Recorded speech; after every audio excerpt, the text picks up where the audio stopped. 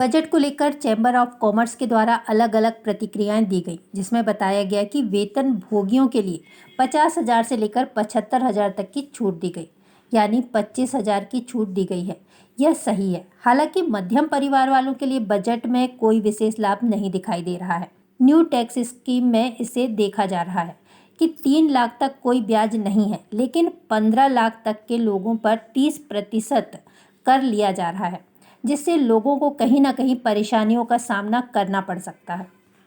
देखिए, अगर इस बजट में आप देखें तो सरकार को साथ में ये भी बताना चाहिए कि 9 इयर्स में 9 साल में 181% की कर्ज में बढ़ोतरी हुई है। मध्यम वर्ग को आप अगर देखें तो कुछ खास नहीं है। न्यू टैक्स रिजीम जो आई है उसमें आप ये देखें कि 3 लाख तक कोई कर नहीं है, और अगर 15 लाख के ऊपर अगर आपकी आय होती है तो उसमें 30% आपको उसमें टैक्स लगेगा। जो सैलरीड पर्सन है उनके लिए जो स्टैंडर्ड डिडक्शन 50,000 मिलता था वो बढ़ाकर 75,000 किया है, ये अच्छी बात है। 6% की कस्टम ड्यूटी में सोने चांदी की कमी, ये अच्छा एक कदम है। लेकिन साथ में आप ये देखिए कि 1100 पॉइंट सेंसेक्स नीचे गिरा है। आप ये देखिए कि क्यों गिरा। Long term capital gain tax 10 से सीधा 12.5%। सरकार को सोचना चाहिए। टैक्स को लेके मैं ये कहूँगा कि ये मिला जुला बजट है, क्योंकि एक तरफ तो जो सैलरी वाले वेतनभोगी लोग हैं उनको स्टैंडर्ड डिडक्शन में 25,000 रुपये की छूट बढ़ाई गई है, 50 की जगह 75,000 किया गया है। और न्यू रिजीम जो पिछले बार से उन्होंने ऑप्शनल की थी वो जो मेन रिजीम हो चुकी है, जिसमें कि 3 लाख तक कोई टैक्स नहीं लगता, उसमें थोड़ा सा कंसेशन उन्होंने किया है कि पहले 3 से 6 तक 5% लगता था, उसकी जगह 3 से 7 अब 5 लगेगा, और अकॉर्डिंगली पूरा जो 30% है वो 15 लाख के बाद लगेगा।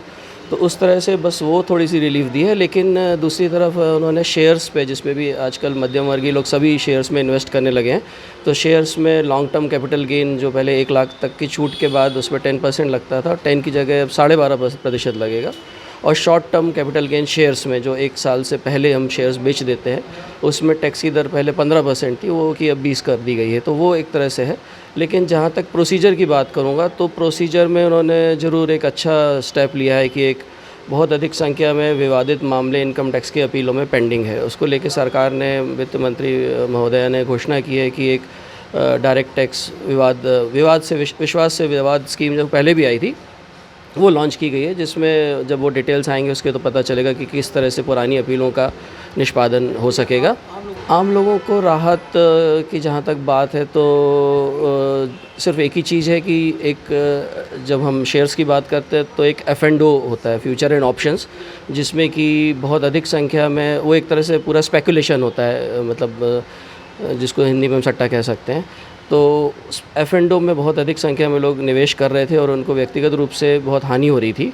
सरकार के पास भी इस बात के आंकड़े थे, तो उस पर एक सिक्योरिटी ट्रांजैक्शन टैक्स लगता है, वो बढ़ा के सरकार ने इसको डिस्करेज करने की कोशिश की है कि इस पे लोग ना जाएं। और बाकी आम लोगों के हित में मतलब यदि हम एक आम नागरिक की बात करें तो इनकम टैक्स के हिसाब से कुछ उसको बहुत ऐसा अलग से कुछ भी नहीं मिला है। देखिए, ऐसा है, जबलपुर चैम्बर ऑफ कॉमर्स का ये मानना है कि आज जो बजट आया है इस बजट को मिली जुली, मतलब हम मिला जुला बजट कहेंगे।